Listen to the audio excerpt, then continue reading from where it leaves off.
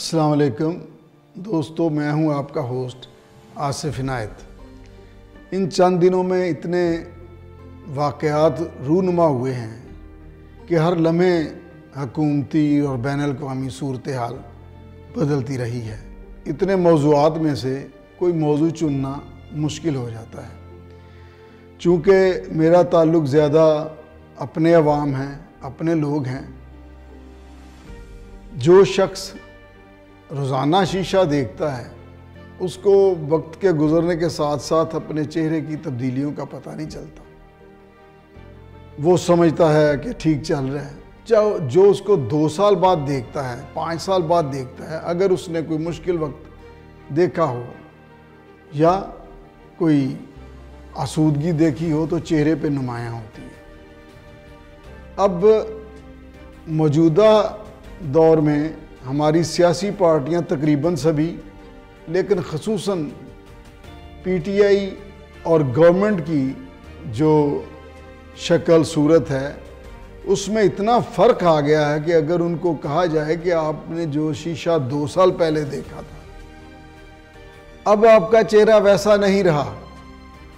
आप कंटेनर पे, आप अपने जलसों पे दावे जैसे भी करते थे, जो भी आपने बोला, जितना भी किसी को करप्ट कहा, हालांकि आप तीसरे नंबर पर नहीं थे। आपने कहा जी धांधली हो गई, लोगों ने कहा चलो ठीक है धांधली हो गई, लोगों ने एतबार किया। लेकिन इन 22 महीनों में गवर्नमेंट का ग्राफ इस तरह नीचे आया है कि कोई गवर्नमेंट की बात पर यकीन करने को तैयार नहीं। वज़रा एक दूसरे की बातों पर यकीन करने को तैयार नहीं।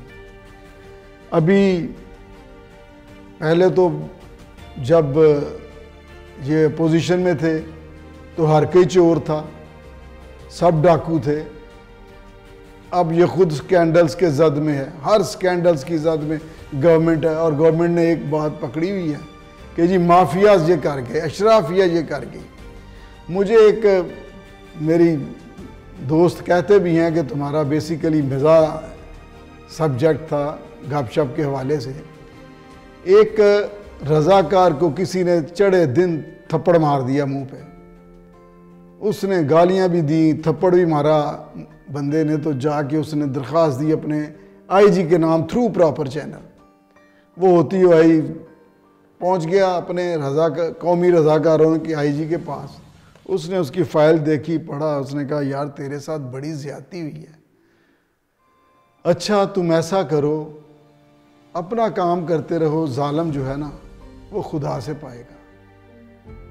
मोहतरम वज़ीर आज़म साहब, आप रज़ाकारों के वज़ीर आज़म नहीं हैं, आप जानवन वज़ीर आज़म हैं। आपको जैसे भी लेकर आए अब आप ओथ ले चुके हैं। ये माफिया, और अगले दिन एक वज़ीर फरमा रहे थे कि हुकूमत में माफिया बैठे हुए हैं।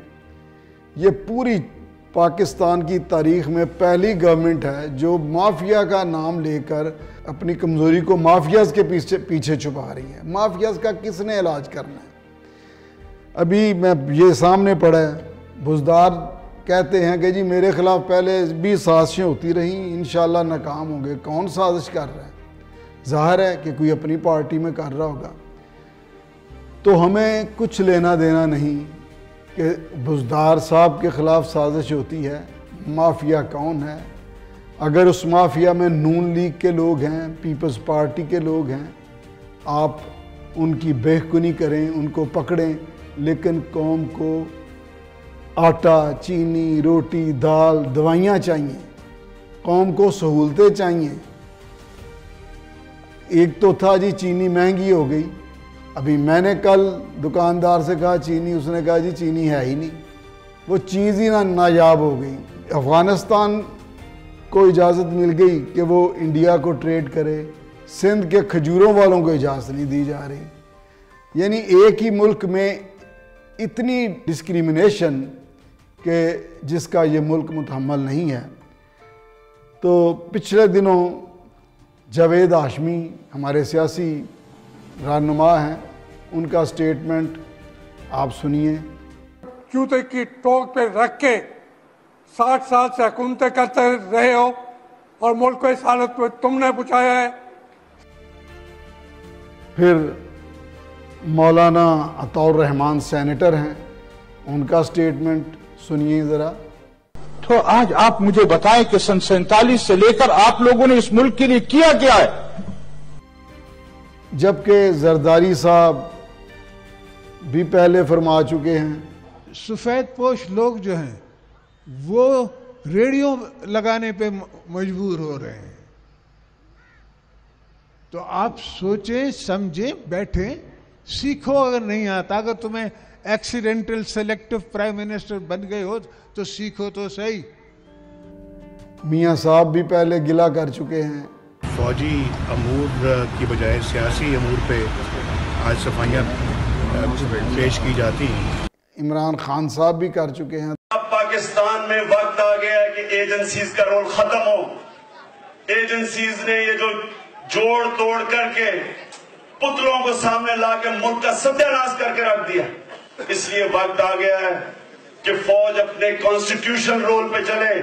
ये पहला मौका है तारीख में, मैं पाकिस्तानी मौजूदा तारीख का चशमदीद गवाह हूँ कि किसी हुकूमत के होते हुए हमारे मुक़्तदर हलकों पर इतना इल्ज़ाम नहीं आया, इतनी उनको डिफेंसिव पोजीशन पर नहीं जाना पड़ा कि जावेद हाशमी और इस लेवल के लोग।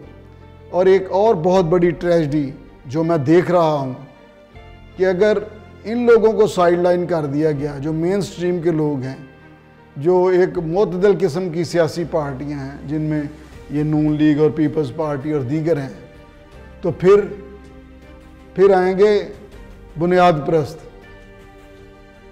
परस्तों को रोकना मुश्किल होगा। ये लोग तो फिर इल्ज़ामात की जद में रहते हैं कि इन्होंने कोई ना कोई इन पर इल्ज़ाम फिट हो जाता है, किसी पर कुछ डाल दिया, किसी पर असासे डाल दिए। सिराजुल हक जैसी शख्सियत जो कि जिन पर दुश्मन भी उंगली नहीं उठा सकते, वो भी पीट रहे हैं कि ये हुकूमत कुछ करना ही नहीं चाहती। एक वजीर ने वजारत का सहारा लेकर अवाम की गुर्बत का उड़ाया है मजाक। तो एक तरफ तुम्हारी वजह से, बदतदबीरी की वजह से, नाअहली की वजह से, नालायकी की वजह से ये गुर्बत और महंगाई और फिर आटा की नायाबी भी है, और दूसरी तरफ आप हमारी गुर्बत का मजाक भी उड़ा रहे हैं। तो मेरा मतमा नज़र आज ये था कि हुकूमत क्या कुछ करना चाहती है। ये पाकिस्तान की तारीख की पहली हुकूमत है, खुशकिस्मत हुकूमत, जिसकी अपोजिशन की तादाद इससे ज़्यादा है, लेकिन उन्होंने इनको कभी डिस्टर्ब नहीं किया। ना लोग कहते हैं कि कर सकते हैं, ना ही मुक़्तदर हल्के इस हक़ में हैं कि वो इनको कुछ कह सकें।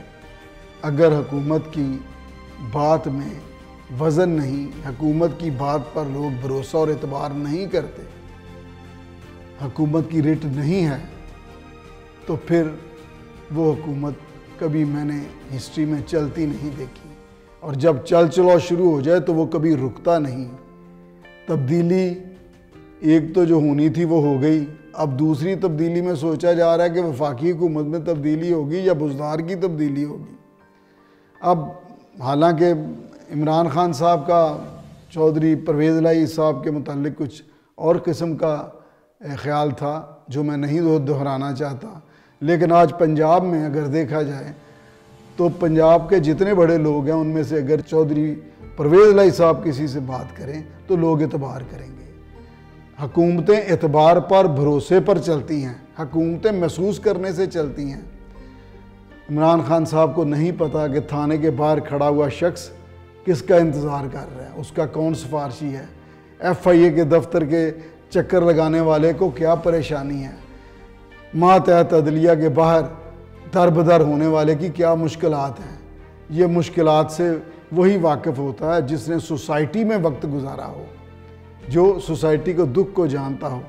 तो आज के लिए मैं इतना ही कहूँगा, लम्हा फ़िक्रिया है हमारे मुक़्तदर हलकों को, जिनकी हर पाकिस्तानी दिल से कदर करता है। वो समझते हैं कि पूरी दुनिया इस वक्त, पूरी दुनिया, अब वो बात ख़त्म हो गई कि किसी की फ़ौज तगड़ी है, किसी का पास असला है। अब इंटेलिजेंस और ये एजेंसियाँ जो अपने मुल्क के लिए काम करती हैं, उन पर भरोसा करना पड़ता है।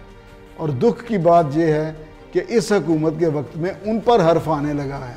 ये लम्हा फ़िक्रिया है, इस पर गौर करना चाहिए और हुकूमत को बुनियादी ज़रूरतें अवाम को मुहैया करनी चाहिए। अब 22 महीने 2 साल गुजरने के बाद जो गवर्नमेंट की गुड डीड्स की डिलीवरी है टुवर्ड्स द पब्लिक वो नज़र आनी चाहिए। अगर ऐसा नहीं तो फिर ये चाल चलाओ रुकने वाला नहीं है। आज के लिए इतना ही। अल्लाह हाफ़िज़।